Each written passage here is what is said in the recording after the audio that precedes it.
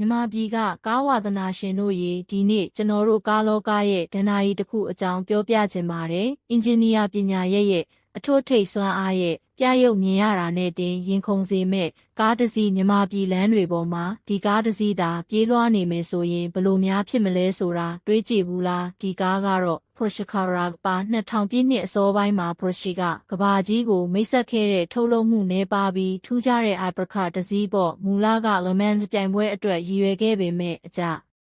အောင်မျိုးကြောင့်လမ်းပေါ်သုံးကားအဖြစ်ပြောင်းလဲထုတ်လုပ်ခဲ့တာပါဒါပေမဲ့ပြိုင်ကားရဲ့ဒီနာကတော့အပြည့်အဝပါဝင်နေသေးပါပဲ Carrera ရဲ့နှလုံးသားကတော့9.8 လီတာဗာ10အင်ဂျင်ပါ612မြင်းကောင်ရီအား horsepower နဲ့အမြင့်ဆုံးလေပတ်နှုန်း8250 run အထိဆွဲတင်နိုင်တဲ့ဒီအင်ဂျင်ဟာ Porsche ရဲ့အင်ဂျင်နီယာပညာဘလောက်မြင့်လဲဆိုတာပြသနေတာပါပဲဒီအင်ဂျင်ရဲ့အတန်ကလည်းတကယ်ကိုထူးခြားပါတယ် Formula တကားလိုမျိုးစူညံပြီးဆွဲမက်ဖွယ်ကောင်းတဲ့အတန်မျိုးကိုပေးစွမ်းနိုင်တဲ့ကားအနှဲငယ်တွေကတစည်းပါလမ်းပေါ်မှာဒီအတန်ကြားလိုက်တာနဲ့ဘသူမဆိုလှည့်ကြည့်မိမှာအမှန်ပါပဲဒီလိုအင်ဂျင်မျိုးကိုထုတ်လုပ်ဖို့ဆိုတာတော်ယုံတန်ယုံအင်ဂျင်နေရာတွေလုံနိုင်တဲ့အလုပ်မဟုတ်ပါဘူးဒီကားရဲ့ကိုယ်ရဲတစ်ခုလုံးက carbon fiber နဲ့တိစောက်ထားတာပါဒါကြောင့်အလေးချိန်ပေါ်ပြီးမောင်းနှင်မှုပိုကောင်းစေပါတယ်ဒီဇိုင်းကလည်းအချိန်ကုန်ခံနိုင်တဲ့အလှတရားတွေပြည့်နှက်နေပါတယ်ထောင်ချိုးကြမဟုတ်ပဲလှပတဲ့မြင်းကွေးတွေနဲ့ပေါင်းစပ်ထားတဲ့ဒီဇိုင်းဟာခေတ်မကုန်တဲ့ classic ပုံစံမျိုးကိုပိုင်ဆိုင်ထားပါတယ်6ချက်ဂီယာ manual တစ်မျိုးတည်းနဲ့ပဲထုတ်လုပ်ခဲ့တာဆိုတော့စစ်မှန်တဲ့မောင်းနှင်မှုအတွေ့အကြုံကိုလိုချင်သူတွေအတွက်အိမ်မက်တစ်ခုပါပဲခေတ်သစ်ကားတွေမှာဒီလို manual gearbox မျိုးမြင်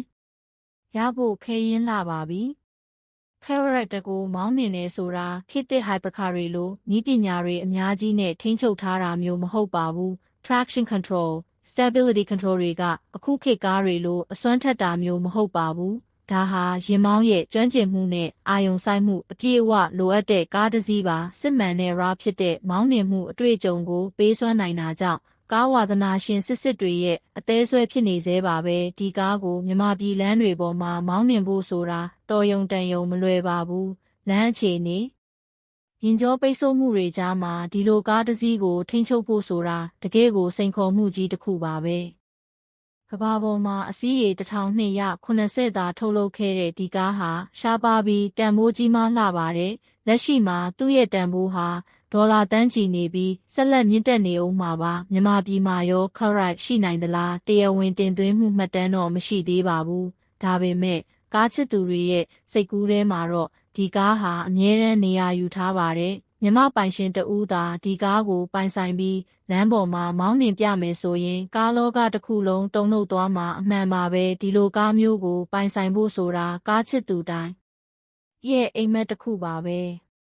သိထားတဲ့အချက်လက်တွေကတော့ Carrera ရဲ့ clutch စနစ်ဟာတကယ်ကိုထူးခြားပါတယ် ceramic composite clutch ဖိုင်ကိုအသုံးပြုထားတာကြောင့်အရွယ်အစားသေးငယ်ပေမဲ့စွမ်းဆောင်ရည်မြင့်မားပါတယ်ဒါပေမဲ့အသုံးပြုရတာတော့တော်တော်လေးကျွမ်းကျင်မှုလိုအပ်ပါတယ်နောက်ပြီးအင်ဂျင်ကိုအလဲမှာတက်ဆင်ထားတဲ့ Mydengine လေနဲ့ carbon fiber monocoque chassis တွေကဒီကားရဲ့ performance ကိုအများကြီးအထောက်အကူပြုပါတယ်လေကွင်းအားကိုအကောင်းဆုံးဖြစ်အောင်ဖန်တီးထားတဲ့ aerodynamic design တွေလည်းပါဝင်ပါတယ်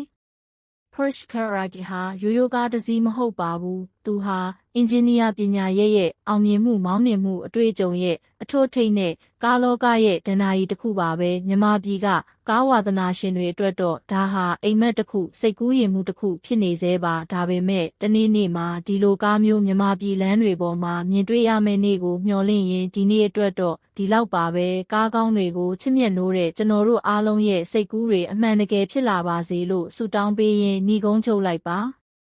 ရစီ